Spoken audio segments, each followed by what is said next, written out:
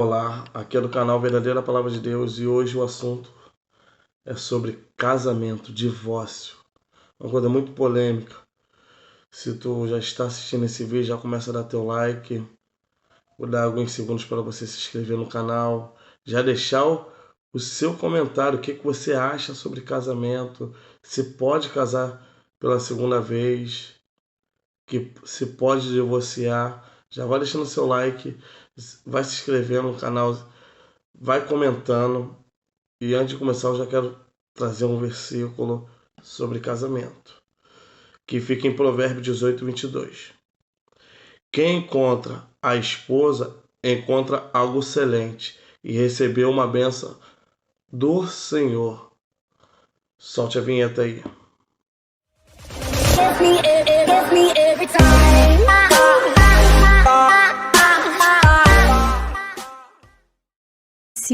Deus disse: por essa razão, o homem deixará pai e mãe e se unirá à sua mulher, e eles se tornarão uma só carne.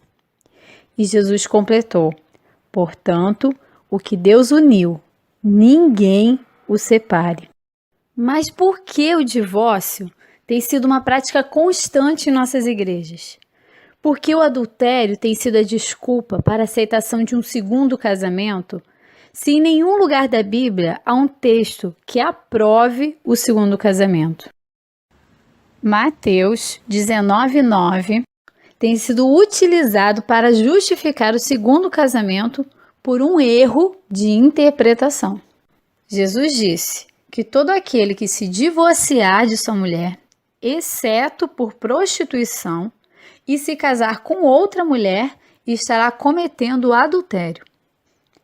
Algumas traduções trazem a palavra prostituição como adultério, mas são palavras diferentes.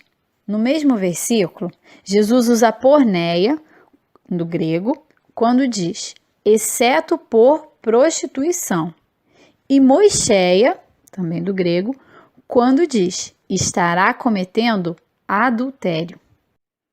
Jesus também usa as duas palavras juntas quando fala dos pecados do coração em Mateus 5,19. Ali ele diz: porque do coração procedem maus desígnios, homicídios, adultérios, prostituição, furtos, falsos testemunhos, blasfêmias. Nessa passagem fica claro que essas palavras tinham significados diferentes para os judeus. Em Mateus 19:9, Jesus está falando aos judeus acerca da condição de noivado, que para eles é um compromisso muito mais sério que na nossa cultura. Isso fica claro na história de José e Maria, onde Maria estava noiva, desposada de José, quando ficou grávida do Espírito Santo. A Bíblia diz que, por ser José seu noivo, um homem justo, e não querendo expô-la à desonra pública, resolveu deixá-la secretamente. Eles estavam noivos e, por isso, Maria, estando grávida, seria acusada de prostituição, que no grego é porneia, e não de adultério, que é moicheia, pois eles ainda não haviam consumado o casamento. Quando José, por não querer desonrá-la publicamente, resolve deixá-la, a palavra que encontramos nos originais é apoluo, a mesma palavra que é traduzida como divórcio em Mateus 19:9 e significa separar-se. Fica assim claro que Jesus estava aceitando que somente na condição de noivos, caso ocorresse a prostituição, haveria a possibilidade de que o noivo deixasse, se separasse da noiva e viesse a casar com outra mulher. Nessa exceção de Mateus 19, Jesus estava se referindo ao noivado e não ao casamento. Em Marcos 10:11, Jesus diz que se divorciar e casar novamente, estará cometendo adultério. Em Lucas 16:18, Jesus diz o mesmo. Em Romanos 7, Paulo afirma que só a morte põe fim ao casamento e da liberdade para um novo casamento. E em 1 Coríntios 7, Paulo reafirma: somente a morte. E em Efésios 5, Paulo chega a afirmar que o casamento é comparado à união de Cristo com a igreja. Agora imagine, se Cristo se divorciasse da igreja, de você, toda vez que você é infiel, toda vez que você peca, adultera.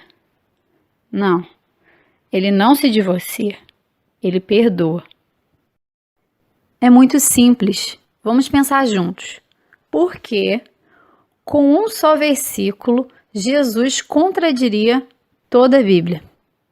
Foi Jesus que afirmou: o que Deus uniu, ninguém o separe. Homem nenhum tem o poder ou autoridade para separar aqueles que Deus fez uma só carne. Nenhum. Seja juiz, advogado, padre, pastor, esposa, esposo, amante, ninguém. Em Mateus 19:9, Jesus jamais permitiu o segundo casamento. O casamento é uma união vitalícia para toda a vida.